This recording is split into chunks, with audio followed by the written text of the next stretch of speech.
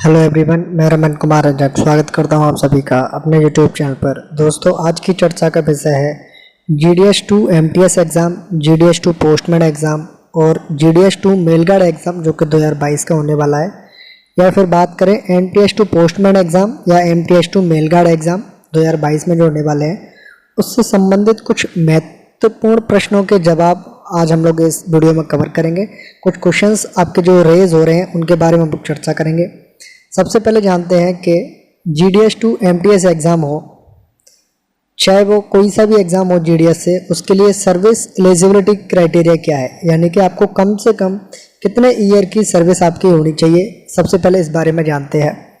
तो सबसे पहले है कि GDS2 MTS एग्ज़ाम अगर कोई देना चाहता है तो उसको कम से कम 3 साल रेगुलर सर्विस होनी चाहिए। और जो डेट है वो क्या डेट है, 1/1/2022 को 3 वर्ष होने चाहिए। इसका मतलब क्या है, इसका मतलब सीधा सीधा ये है कि अगर किसी व्यक्ति ने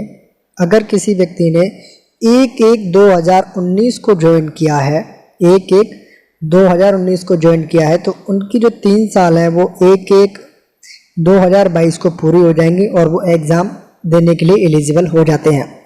वहीं अगर किसी ने 1 जनवरी के बाद कभी भी ज्वाइन किया हो 2019 में कभी भी ज्वाइन किया हो, तो ऐसे लोग MTS एग्ज़ाम के लिए एलिजिबल नहीं है।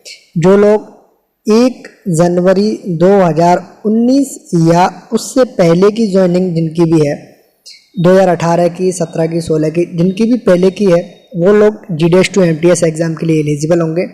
वहीं 1 जनवरी के बाद जितने भी लोग हैं वो इस ईयर के एग्ज़ाम में एलिजिबल नहीं होंगे। वहीं बात करें GDS2 postman mail guard exam के लिए, तो उसके लिए सर्विस टाइमिंग है 5 ईयर का, 5 साल का समय है। कम से कम आपको रेगुलर 5 साल होनी चाहिए। तो कहने का क्या मतलब है कि जो लोग 1/1/2022 को जिनकी सर्विस 5 साल की पूरी हो जाएगी, वो लोग एग्ज़ाम दे सकते हैं। इसका मतलब क्या है कि जिनकी सर्विस 1/1/2017 को या उससे पहले की है, यानी कि 2016 की हो, 15 की हो, 14 की हो, तो वो लोग GDS2 पोस्टमैन एग्ज़ाम या मेल गार्ड एग्ज़ाम के लिए एलिजिबल है। 1 जनवरी के बाद से जो लोग 2017 में ज्वाइन किए हों, 18, 19, 20, 21 कभी भी ज्वाइन किए हों, वो पोस्टमैन या मेल गार्ड के एग्ज़ाम के लिए 2022 में एलिजिबल नहीं होंगे।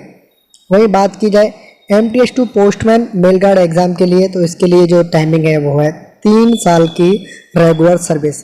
कहने का क्या मतलब है, कहने का मतलब है कि जिनकी सर्विस 1/1/2022 को 3 वर्ष कंप्लीट हो जाएगी, ऐसे लोग MTS2 पोस्टमैन एग्ज़ाम दे सकते हैं। यानी कि ऐसे लोग जो कि MTS हैं और उन्होंने MTS में या GDS2 MTS में कब गए हों, 1/1/2019 या उससे पहले अगर किसी ने MTS को ज्वाइन किया है, 1/1/2019 या उससे पहले अगर MTS में ज्वाइन किया है, तो ऐसे लोग पोस्टमैन या मेल गार्ड के एग्ज़ाम के लिए एलिजिबल होंगे, ऐसे सारे MTS। सर्विस एलिजिबिलिटी क्राइटेरिया के बाद में दूसरा प्रश्न क्या पूछा जा रहा है, वो ये है कि किसी व्यक्ति ने, किसी भी साथी ने जिसने GDS में प्लस GDS का MTS एग्ज़ाम पहले दिया था और MTS में ज्वाइन कर लिया है, तो प्रश्न ये आ रहा है, क्या सर PA की तरह GDS की जो सर्विस लेंथ है क्या उसको भी काउंट किया जाएगा।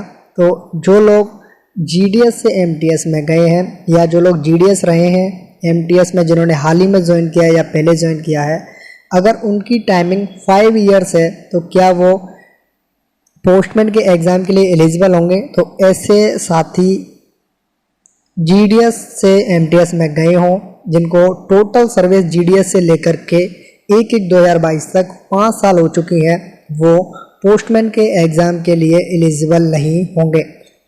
थोड़ा सा कंसेप्ट को दोबारा समझाने की कोशिश करता हूँ। किसी व्यक्ति ने GDS में ज्वाइन किया, MTS में उन्होंने प्रमोशन लिया, टोटल GDS और MTS की सर्विस मिला करके 5 साल अगर हो रही हैं, तो उनका ये पूछना है, क्या सर ऐसे लोग जो GDS प्लस MTS की सर्विस को काउंट करते हुए 1/1/2022 तक जिन्होंने 5 साल पूरे कर लिए हैं, क्या वो पोस्टमैन के एग्ज़ाम के लिए एलिजिबल है। तो ऐसे लोग बिल्कुल भी एलिजिबल नहीं है। उनके लिए क्या क्या क्राइटेरिया है, GDS टू MTS 3 साल, GDS to postman mail guard 5 साल और MTS to postman mail guard 3 साल। अगर किसी ने GDS में 8 साल की सर्विस की है, मान लेते हैं 8 साल की सर्विस की है GDS में, और MTS में उनको 2 साल हुए हैं, तो उनको कम से कम 1 साल और इंतज़ार करना होगा, क्योंकि MTS टू पोस्टमैन और मेल गार्ड के लिए 3 साल चाहिए होती है। तो आप लोग जिस भी कैटर में, चाहे आप GDS में हो, MTS में हो, उसके अकॉर्डिंग आप लोग इन सर्विस एलिजिबिलिटी क्राइटेरिया को ध्यान रखोगे। नेक्स्ट कि सर जो GDS टू पोस्टमैन एग्ज़ाम या मेल गार्ड एग्ज़ाम होने वाला है, उसके लिए हमें कौन कौन से डॉक्यूमेंट्स देने हैं या और कौन कौन सी कंडीशंस हैं।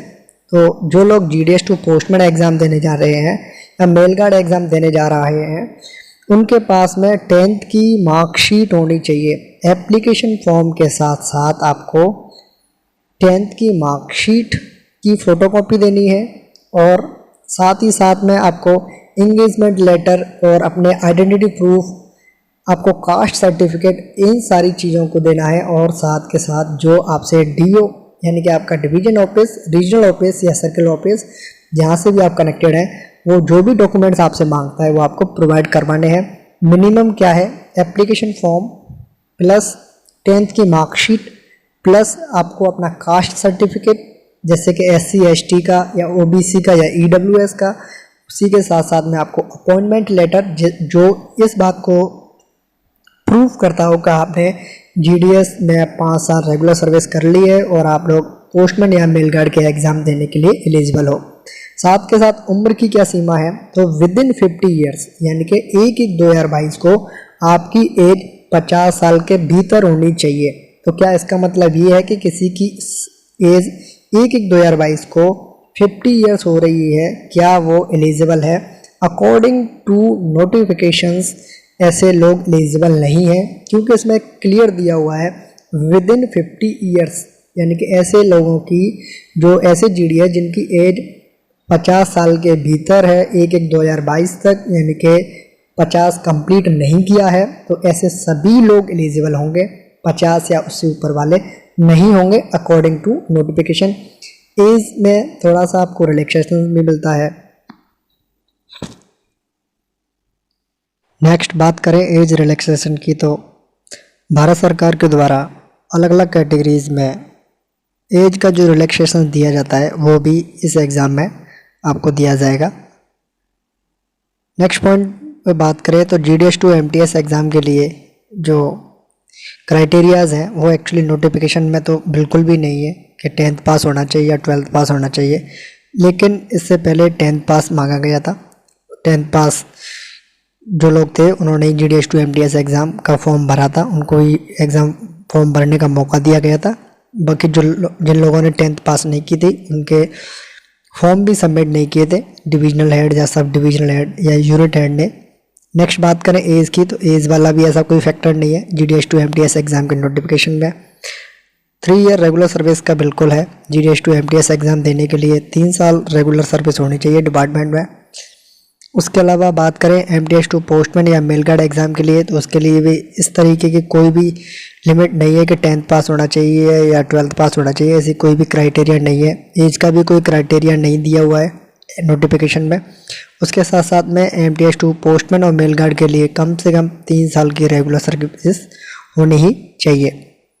नेक्स्ट पॉइंट पर बात करें, नेक्स्ट पॉइंट है service crucial date. Crucial date 1/1/2022 है। इसमें किसी भी प्रकार का कोई भी रिलैक्सेशन नहीं दिया गया है, यानी कि जो सर्विस काउंट की जाएगी आपकी वो 1/1/2022 के अकॉर्डिंग ही काउंट की जाएगी। फॉर्म जमा करने की जो लास्ट डेट है वो है 8 अगस्त 2022।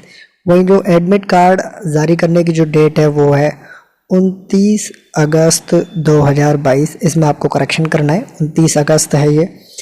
प्रवेश पत्र आपके एग्ज़ाम से कुछ दिन पहले ही जारी किए जाएंगे और एग्ज़ाम की डेट आपको याद रखनी है 4 सितंबर। एडमिट कार्ड आपके आएंगे 29 अगस्त को, 29/8/2022 को आने वाले हैं। फॉर्म लास्ट डेट की जो फॉर्म डिपॉजिट करने की जो लास्ट डेट है वो 8 अगस्त 2022। डेट्स का भी आपको ध्यान रखना है। और इसी के साथ इस वीडियो को करता हूँ मैं एंड। ये है अंत इस वीडियो का। धन्यवाद।